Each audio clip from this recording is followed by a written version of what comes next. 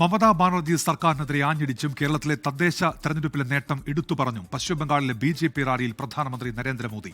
ബംഗാളിലേത് ഹൃദയമില്ലാത്ത സർക്കാരെന്നും നിയമസഭാ തെരഞ്ഞെടുപ്പോടെ തൃണമൂൽ കോൺഗ്രസിന്റെ ഗുണ്ടായിസം അവസാനിക്കുമെന്നും പ്രധാനമന്ത്രി.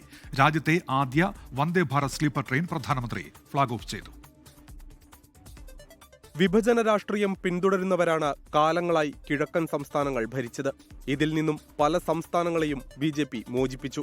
ദരിദ്രരുടെ ശത്രുക്കളാണ് ബംഗാളിലെ TMC സർക്കാരെന്നും പ്രധാനമന്ത്രി നരേന്ദ്രമോദി. TMC സർക്കാർ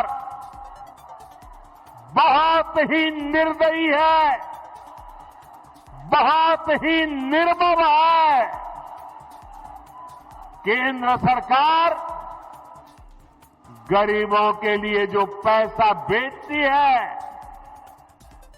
उस पैसे को यहां TMC के लोग लूट लेते हैं.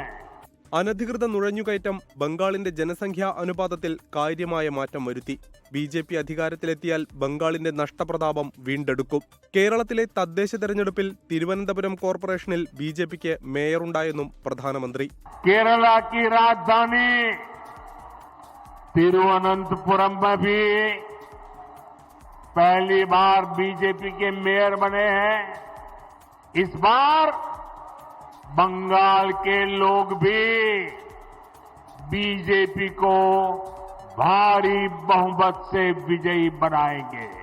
മാൾഡ സ്റ്റേഷനിൽ ഹൗറ ഗുവാഹത്തി വന്ദേ ഭാരത് സ്ലീപ്പർ ട്രെയിനുകളും 4 അമൃത് ഭാരത് എക്സ്പ്രസുകളും പ്രധാനമന്ത്രി ഫ്ളാഗ് ഓഫ് ചെയ്തു. पश्चिम बंगाल को सिर्फ एक ट्रेन नहीं मिल गई, बल्कि विकास की पटरी पर भी दौड़ने का एक अवसर मिला है. साफ तौर पर यहाँ पर 3250 കോടി രൂപയുടെ വിവിധ പദ്ധതികളുടെ തറക്കല്ലിടലും ഉദ്ഘാടനവും പ്രധാനമന്ത്രി നിർവഹിച്ചു.